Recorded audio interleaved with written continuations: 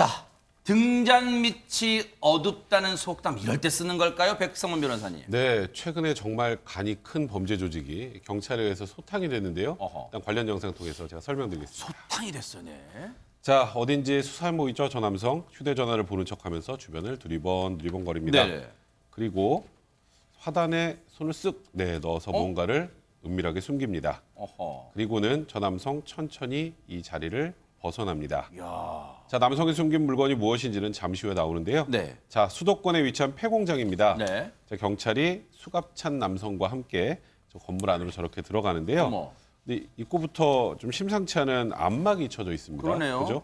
안막을 걷어내니까 어머. 빨간 불빛과 함께 재배 중인 식물들이 보이는데요. 이게 뭐예요? 저게 뭘까요? 바로 대마입니다. 어머! 네, 도심 한복판에서 몰래 대마를 재배하고 유통해 온 건데요. 옆으로는 보시는 것처럼 유리병 수십 개가 놓여 있죠. 바로 가공한 대마들이 들어있는 겁니다.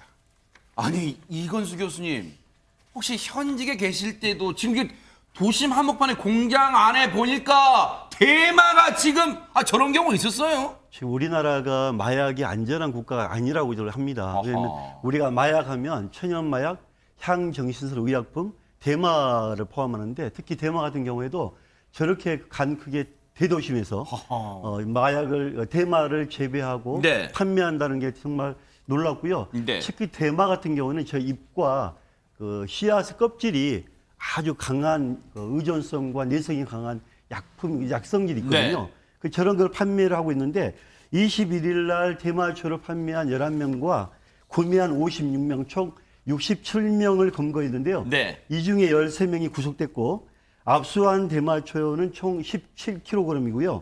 시가로 한 20억 원, 하하. 5만 6천여 명이 투약할 수 있는 많은 양입니다. 한 번에 5만 6천 명 투영할 수 있다고요? 그렇죠. 그래서 우리나라 이러한 그 대마가 많이 자생하고 있고 아마 이 대마가 여기서만 끝난 게 아니라 다른 어딘가에서도 네. 많이 지금 그 재배가 되고 있지 않나 이런 우려의 지금 목소리가 많고요. 네. 최근에 작년 같은 경우에 20대, 10대의 그 대마 이 마약 흡입자가 많이 늘고 있기 때문에 이런 부분도 앞으로 참 우리나라에서 관심 갖고 치료와 검거를 병행해야 될 필요가 있습니다. 이게 왜 등잔 밑이 어둡다는 속담을 제가 앞부분에 인용했냐면요. 앞서 그래픽 좀 보여주세요. 이 대마를 재배한 곳이요.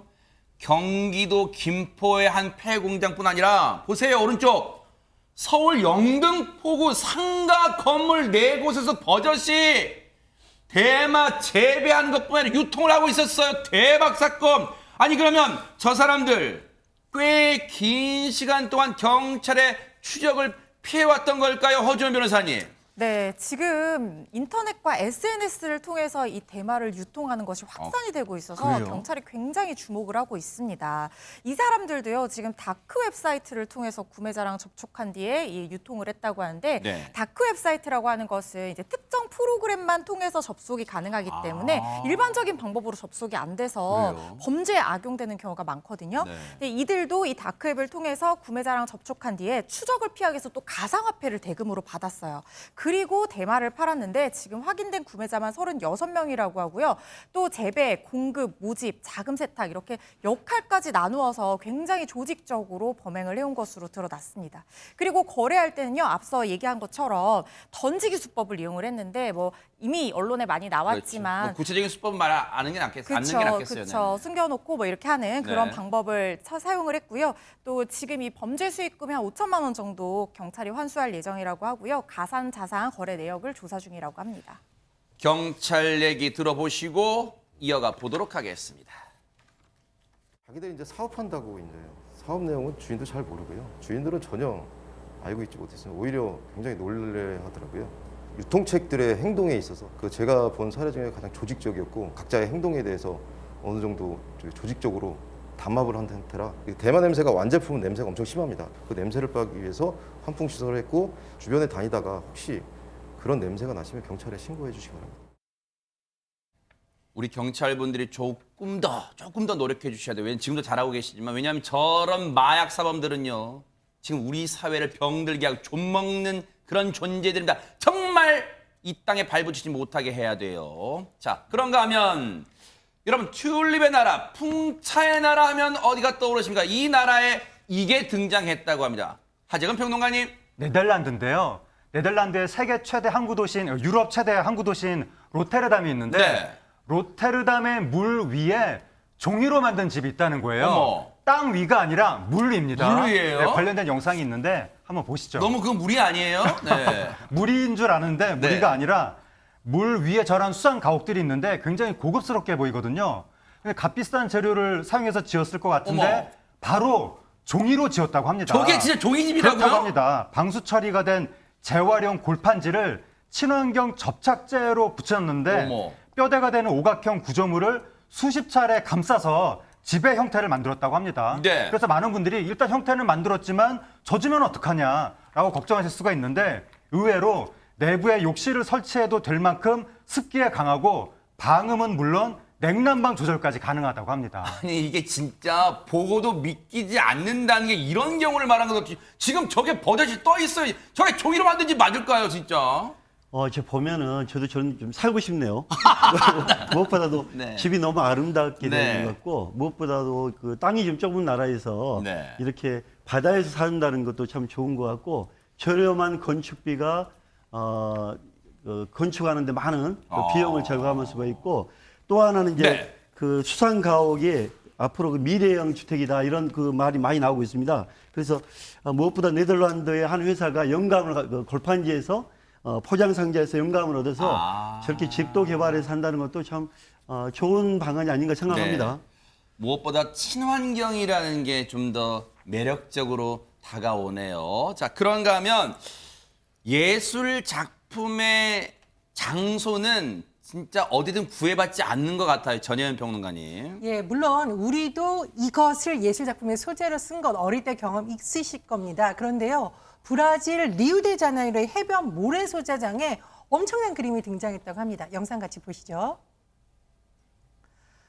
자, 모래사장 위에 어머. 거대한 그림이 잘 보시면 대박 사건. 악수를 하는 손 그림입니다. 우와. 이 그림은요, 프랑스 출신 자연주의 예술가가 생분해성 친환경 물감을 사용해서 만든 작품이라고 해요. 야하. 이 악수하는 손이 굉장히 깊은 의미를 담고 있다고 합니다.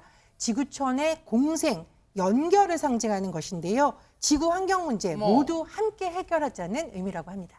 근데 저 S 그리는 저 나쁜 파도에 다 지워지려고 하고 있어요, 지금. 그런데 이 거대한 그림이 등장한 해변이 또 있다면서요, 하재근 평론가님. 두바이 해변에도 네. 저런 거대한 그림이 있는데 네. 관련된 영상을 보시면 그 두바이 해변에 저렇게 어머. 거대한 여성의 초상화가 네. 땅바닥에 그려진 거예요. 이야. 뿐만 아니라 두바이의 빌딩 숲이라든가 뭐 새 그림, 기타 등등 네. 여러 가지 그림이 거대하게 그려져 있는데 네. 저 그림은 바로 필리핀의 예술가 나다니엘 알라파이드 씨가 갈퀴로 긁어서 이야. 그렇게 만들었다고 합니다. 네. 해변을 캔버스로 삼아서 그림을 그렸는데 해변뿐만 아니라 사막까지 무대로 삼아서 와하. 저렇게 사막에다 또 그림을 그린 거예요. 네. 30시간에 걸쳐서 완성했다고 합니다. 대박입니다. 아랍에미리트의 그 7 지도자하고 야. 지도를 그린 거예요. 네. 저 그림의 총 크기가 25만 제곱미터라고 어머. 하는데 바로 기네스북에 야. 등재됐다고 합니다. 누가 저 그림 지울라 그러면 그럴 것 같아요. 가만히 좀 두봐요. 그럴 것 같은데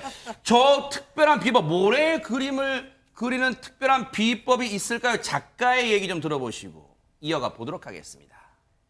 Firstly, before I start doing the sand art, I would check the tide forecast because I need a sand, an area that's wet and flat, and that usually comes out during low tide. So as soon as the tide goes down, then I can create something on it, and I use a garden rake as my brush to create the images on the sand. 근데 허준 변호사님 그런 생각이 들어요.